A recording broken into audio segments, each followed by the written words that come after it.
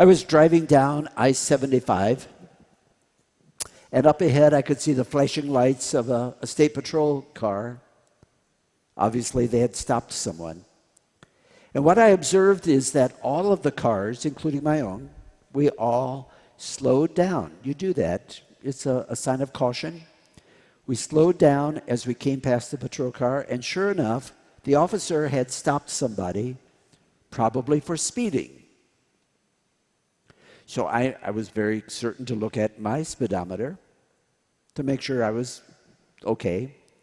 And I noticed that most of the cars, once we got past the patrolman, went very cautiously on for about a quarter of a mile. And then at that point, there were some drivers who suddenly just took off really fast. I don't know what was going on in their mind, but all I could surmise was, well, that patrol car is busy with another customer. I am free to go ahead and do what I want. Nobody's going to stop me. I'm sure you've seen the same thing. Maybe you were one of those cars. I don't know. I suspect that the State Patrol team also knows that happens. That's why there might be another car conveniently down the road. But as I observed that, I thought, two different ways that humans react. There are some who see this, that some poor person got stopped for speeding, and they realize, oh, that's a friendly warning to me. I've got to conform myself to the speed limit. I've got to be careful. I might have gone a little too fast without even realizing it. So they take it as a warning.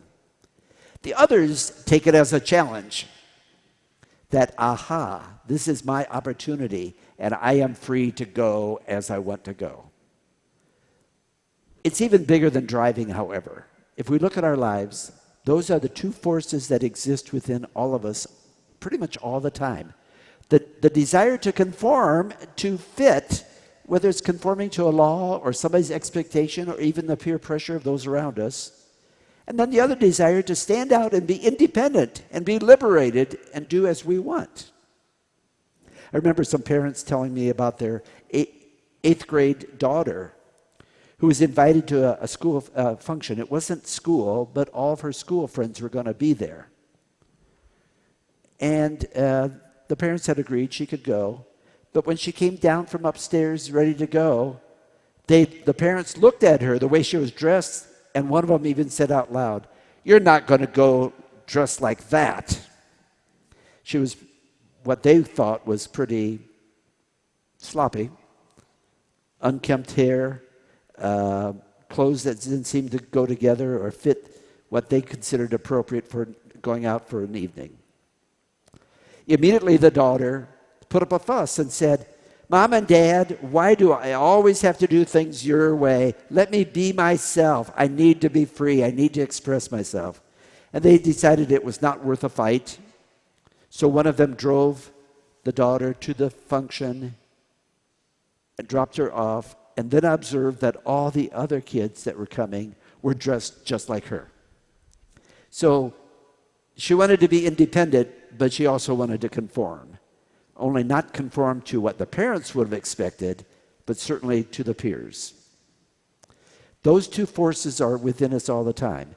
Conform to something, maybe something that we even know in our head is the right way to do it. But there's that other thing, I want to be my own person. So let's go to the gospel reading. Another parable, another story about vineyard. We've had a couple of vineyard stories in a row.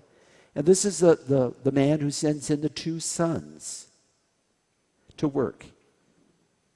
Are they conforming or are they being independent? And in what way are they showing it? And the first son says, "Nope, I won't go."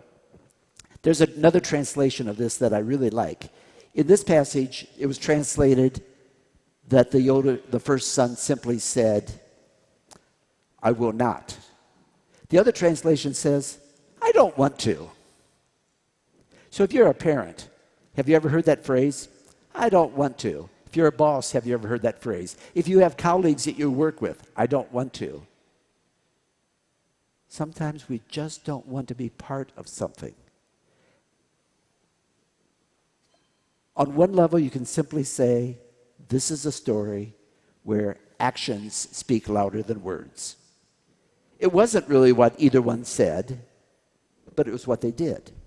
That's one level. A second level of looking at this gospel passage, though, is about conversion, changing your heart, changing your mind.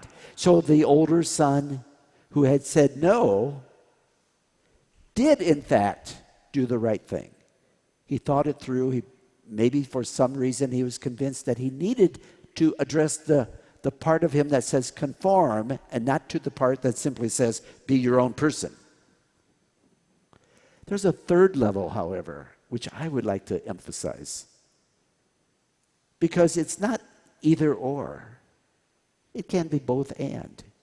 We can be independent, we can be free, and we can do the Father's will. It's because if we learn to make the Father's will our own will. That's what Paul was writing about in his letter to the Philippians, the second reading today. Putting the two together. I've learned over the years that many people find themselves using the word should, especially around religion, especially around appropriate behavior. And they'll say, oh, Father, I don't go to church as often as I should. Or I should love my neighbor more. I'd like to give to the poor and help out because I know I should. And pretty soon we have shoulds all over the place. I suspect that saying that is a way for people to sort of exonerate themselves. Like, I know better, I just don't quite manage it. But should is not a good motivator. When we just base our lives on should do this and should do that, we might do something here or there, but it's not a good motivator for changing our lives. Instead of the word should, we ought to choose the word choose. I choose to do the right thing. I choose to do the will of the Father. I choose to go into the vineyard. It's still the freedom of choice. We are being our own person, but we're choosing what is also expected of us. We put the two together. And so maybe the story should have a third son. Well, actually, it's probably going to be a daughter who does the best of both. Maybe that person is us. That we find our lives conformed and we choose the will to make it our own will. And here's the secret. When we do that, that's when we're really happy. That's when it all makes sense.